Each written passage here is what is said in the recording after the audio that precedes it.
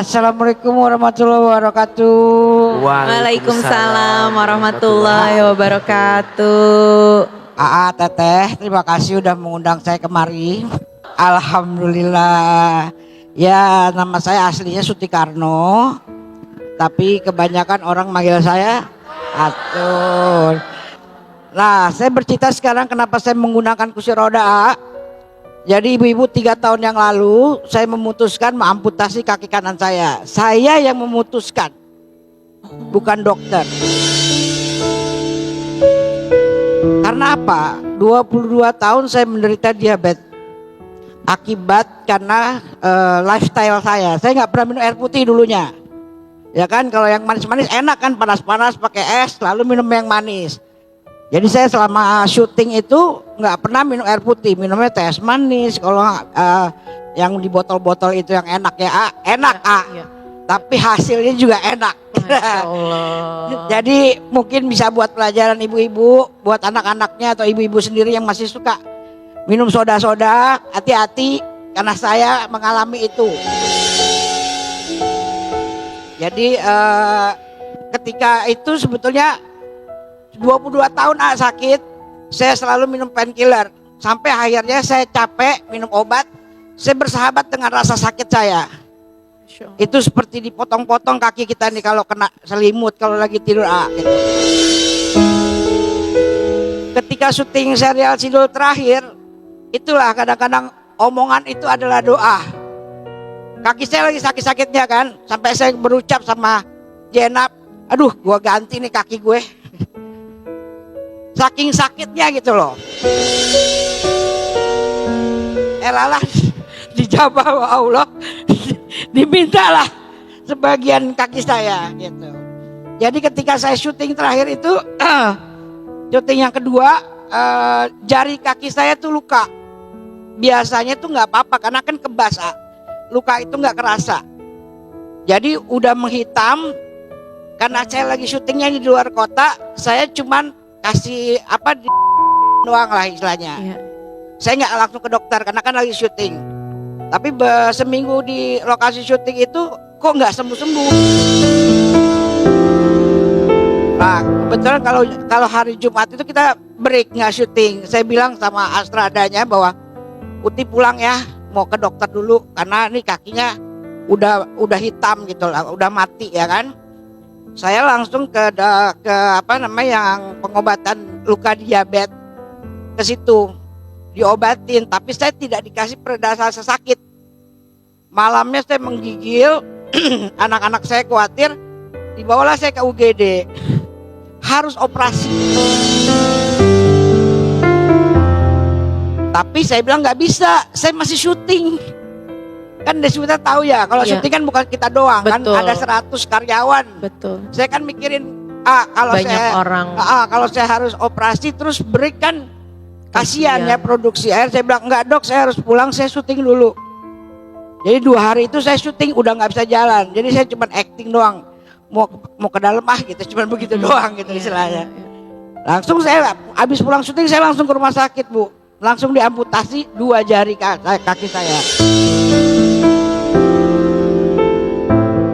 Terus seminggu kemudian ketika saya membuka jahitan, dokternya bilang, Mbak, ini pembuluh darah Mbak yang bagian atas itu sudah mati katanya.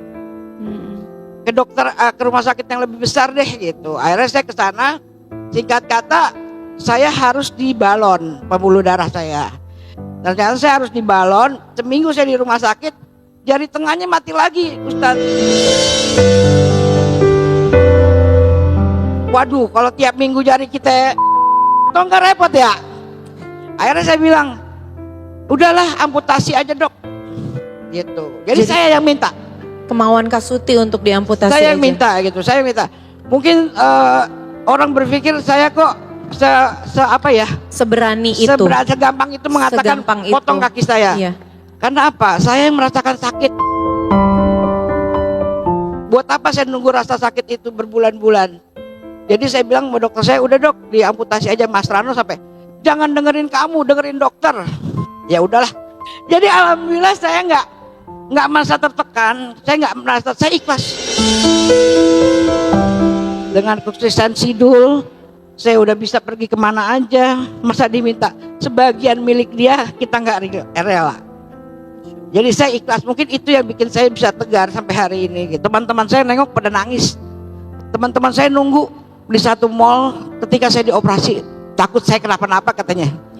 Ya, dengar ceritanya setelah ini kan, saya ketawa. Ya kalau memang Allah minta, kapanpun kita bisa pergi ya Ustadz. Untung cuma satu, nggak dua-duanya. Ketika saya merasa ini, saya lagi menengok pada anak-anak disabilitas yang lainnya. Saya merasa bersyukur, saya diamputasi, saya bisa mengenal para disabilitas yang lainnya. Masya Allah. Jadi alhamdulillah saya tuh nggak ada kata menangis, ya kan? Saya keluar air mata ini bukan nangis karena separuh mata saya tuh udah kena stroke, terganggu mata kiri saya, jadi sering keluar air mata. Gitu. Tapi untuk menangisi kaki saya tidak.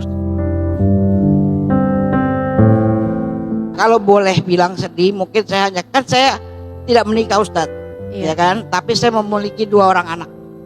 Saya adopsi 2 orang anak. Alhamdulillah anak saya sudah lulus semua, Masya Allah. sudah sarjana semua dua-duanya.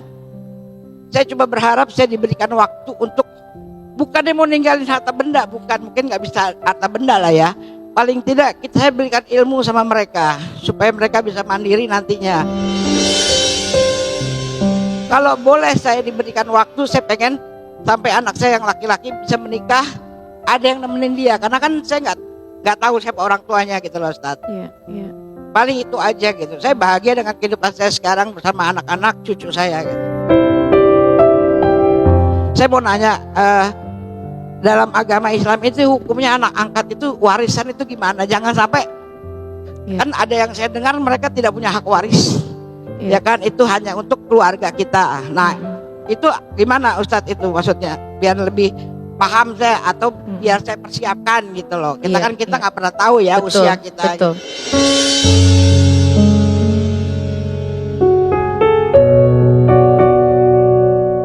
Bunda, secara hukum jelas bahwa yang namanya anak angkat tidak mendapatkan warisan dari orang tua angkatnya. Tapi bukan berarti tidak mendapatkan hak kebaikan. Ingat ya, hak warisan tidak dapat, tapi hak kebaikan dari orang tua angkatnya dapat. Maka bagaimana caranya agar anak angkat ini mendapatkan hak kebaikan? Maka nanti ada 2. Satu, diberikan hibah. Hibah itu adalah pemberian yang diberikan semasa kita masih hidup. Jadi Mbak Suti, dari harta yang sekarang dimiliki dengan izin Allah, boleh disebutkan berapa hibah yang kita mau berikan kepada anak angkat kita. Jelas? Atau yang kedua, Mbak Suti boleh memberikan wasiat, dan nanti diberikannya setelah Mbak Suti wafat. Tapi dengan syarat, wasiat itu 2. 1, tidak boleh diberikan kepada ahli waris, karena ahli waris mendapatkan warisan. Dan yang kedua, wasiat tidak boleh lebih daripada 1/3 dari harta yang kita miliki. Anak angkat masih mendapatkan hak kebaikan dari orang tuanya. Dan ini yang membuat kita lebih tenang, bahwa walaupun dia anak angkat, dia masih punya potensi mendapatkan kebaikan. Betul? Betul. AA ingin memberikan motivasi untuk Mbak Suti tentang pelajaran qanaah. Tidak mudah untuk bisa menerima takdir Allah.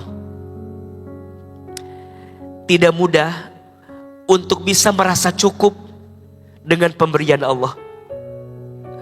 Berapa banyak manusia yang hari ini diberikan kelengkapan dari anggota tubuhnya, tapi tidak digunakan untuk mendekat kepada Allah Subhanahu wa Ta'ala.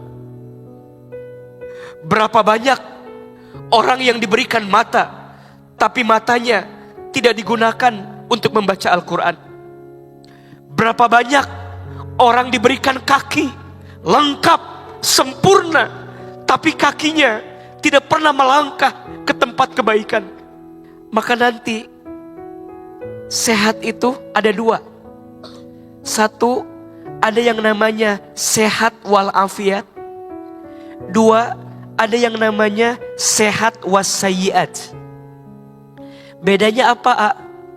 Kalau sehat walafiat artinya sehat anggota tubuhnya. Dia punya mata bisa melihat, namanya apa? Sehat. Dia punya kaki bisa melangkah, namanya apa? Sehat. Dia punya lisan, mulut bisa bicara, namanya apa? Sehat. Dia punya telinga bisa mendengar, namanya apa? Sehat. Itu baru sehat. Tapi kalau walafiat artinya dia punya mata bisa melihat dan dia menggunakan matanya untuk melihat yang baik-baik. Itu namanya sehat walafiat. Dia punya kaki, kakinya melangkah ke tempat baik, namanya apa? Sehat walafiat. Tapi kalau dia punya mata, matanya bisa melihat tapi melihat yang tidak baik, namanya sehat wassayiat. Dia punya kaki, kakinya melangkah tapi melangkah ke tempat maksiat, namanya sehat wassayiat. Maka doanya yang sering kita baca apa? Allahumma inna nas'aluka salamatan fid din wa afiatan fil jasad. Betul? Yang kita minta bukan hanya sehat, tapi yang kita minta sehat wal afiyah. Belajar ya dari Mbak Atun, belajar dari Mbak Suti.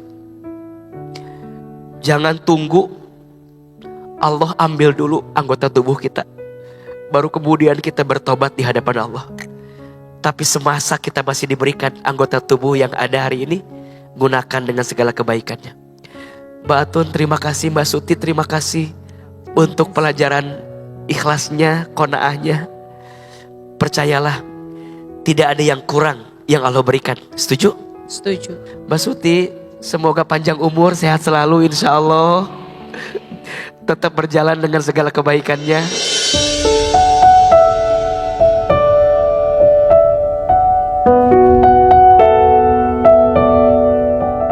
Jadi Allah menitipkan saya 2 anak.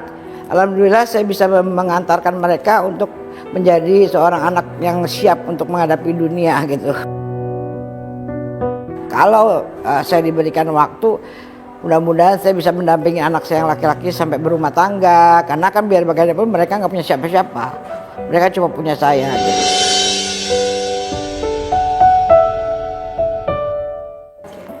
Iya, paling tidak penambahan tentang makna dari keagamaan saya gitu. Saya kan masih mentah ya, mungkin saya terlambat kali untuk mengenal agama saya lebih ya. Dengan banyak mengunjungi kajian-kajian itu menambah wawasan kepada pemikiran kita bahwa Islam itu lebih banyak yang harus kita gali gitu. Kayak tadi masalah wudhu ya, kayak bisa melunturkan dosa ya kan. Itu kan pelajaran buat kita gitu.